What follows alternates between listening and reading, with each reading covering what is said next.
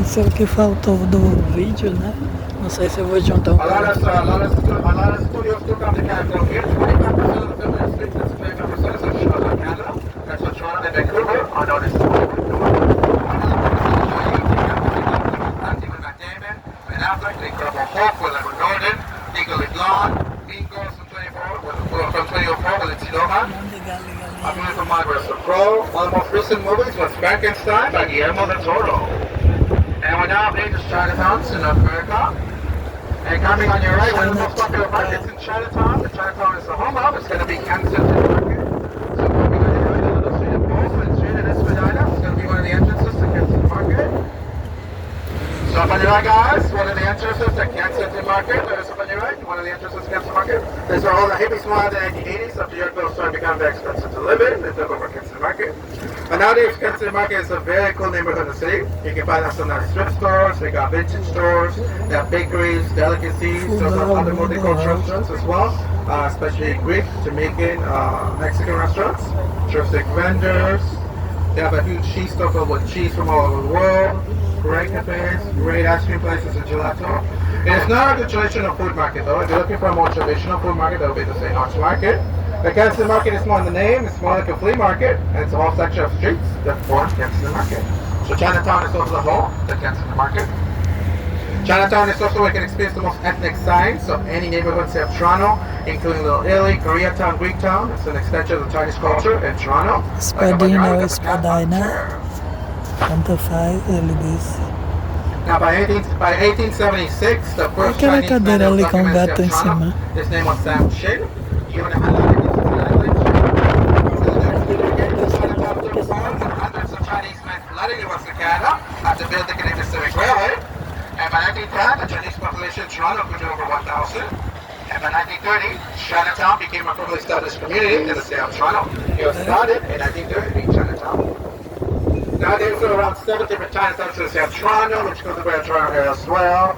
There's also Chinatown on the east side of Toronto, which is more homely than this one. This one is more touristic. They have a lot of restaurants here as well. A lot of good restaurants. Also, they also have a lot of souvenir shops, so it's a good place to go if you want some souvenirs. And coming on your left, guys, so let me see one of the most popular restaurants in Chinatown called the House of Gourmet.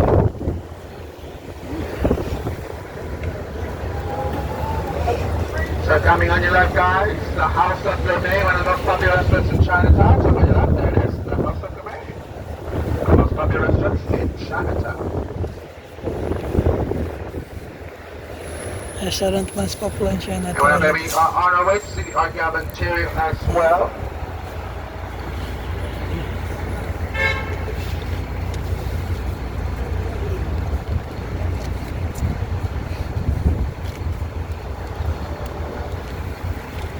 Now, is anyone going to be hopping up for bus stop number 7 for AGO Chinatown Kensington Market? Anyone hopping off, guys? Anyone hopping on? No? Bus stop number 7? No? Anyone else there? No? Alright, no stop request. Now, the Archaeopteryx is one of the largest art museums in North America with a collection of over 95,000 artworks dating from 2,000 years to the present time.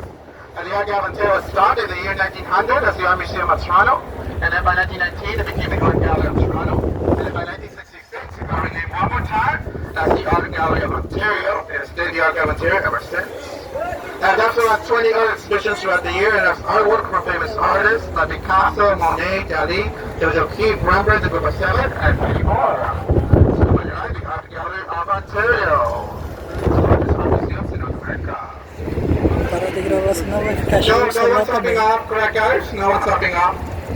It was either a reflection of Galeria italiana. to myself.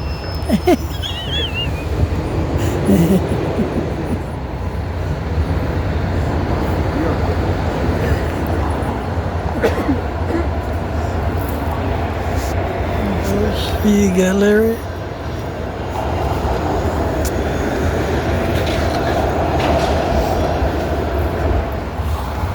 And up on your left, guys, the St. Patrick's Catholic Church. The wedding scene of my Big Fat Greek Wedding in the movie was filmed at the St. Patrick's Catholic Church. So the wedding scene of my Big Fat Greek Wedding in the movie. Toronto. An iconic scenes. And straight ahead, guys, it's going to be one of the best views to see entire straight ahead because we'll take pictures. And we're now at the Oakland University campus. So this is going to be the top and largest university in Canada for art design and media. That's right there, College of Art and Design University, so Oakland U. And up on your right, the arts building at Oakland University, the pillars are supposed to be pencil crayons. And what's holding the pillars, the tabletop building, is supposed to be a pencil crayon box that is just falling over. And our pencil crayons placed to hold the tabletop building. And we're inside the building, all the students, they feel that it sways a bit. But not all buildings do sway. The CFI university is straight ahead, so it's not a meter from the very top. If top buildings do not sway, they will snap in half. So it's very important that they sway.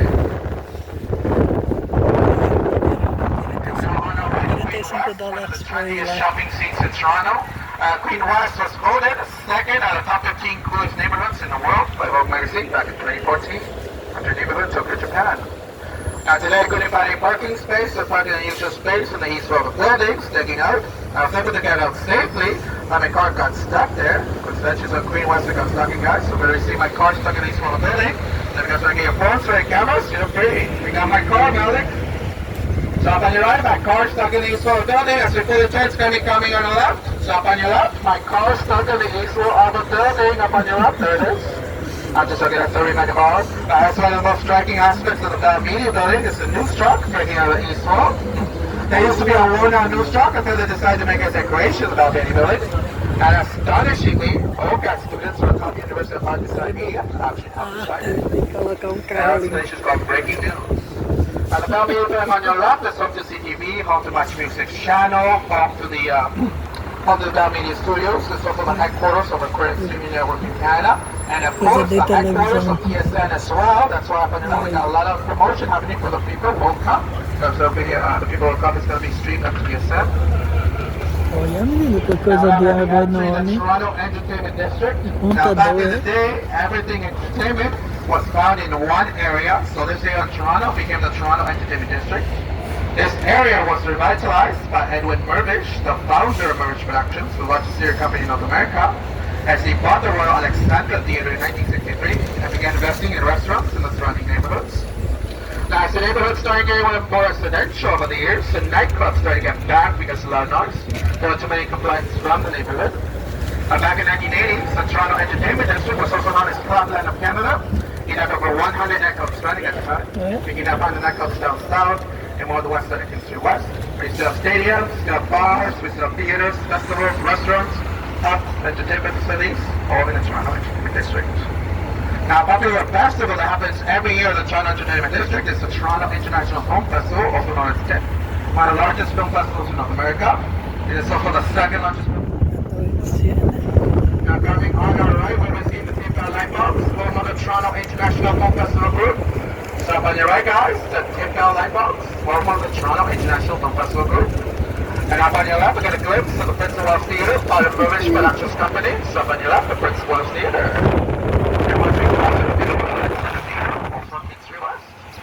Where the production of Juliet is played at the Royal Alexandra Theatre. And just know there's also a lot of tips, but keep in mind.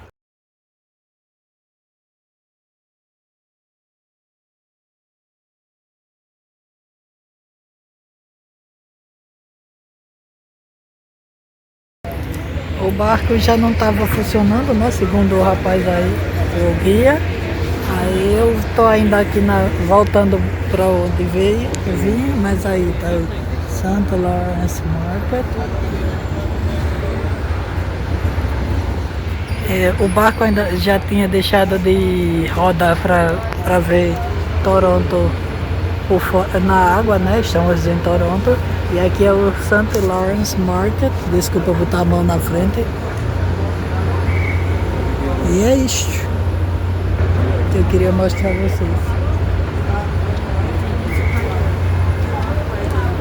Tá vendo? É como um mercado de artesanato, um mercado de sei lá o que trazem turistas. Mais uma das paradas agora. Tá muito em cima aí, fica uma imagem muito perto, né? Nem diminuindo a dele. Cathedral, Cathedral Church, So up on right, guys, the St. Cathedral James. Church of St. James. Eu não sei das capas. Interesting fact about the Cathedral Church of St. James is actually started off as a Protestant church and it became an aggregate church over time. So we did experience three great fires in our history. The Great Fire of 1849, which destroyed half the city, half the city burned down. Mostly because the St. city was James made into one back in the day. Cathedral, After that, we didn't only love our last day, we still used wood. Street. And there was a Great Fire of 1904, which is a little more potent, the Great Fire of 1904. The interesting fact about the Great Fire of 1904 is that no one really knows how the fire started. No one really knows how the fire began. Toronto, grande After the centro. Great Fire of 1904 is where the financial players started moving to Bay Street, and that's where our financial district of Canada started becoming what it is today. Basílica de São Miguel.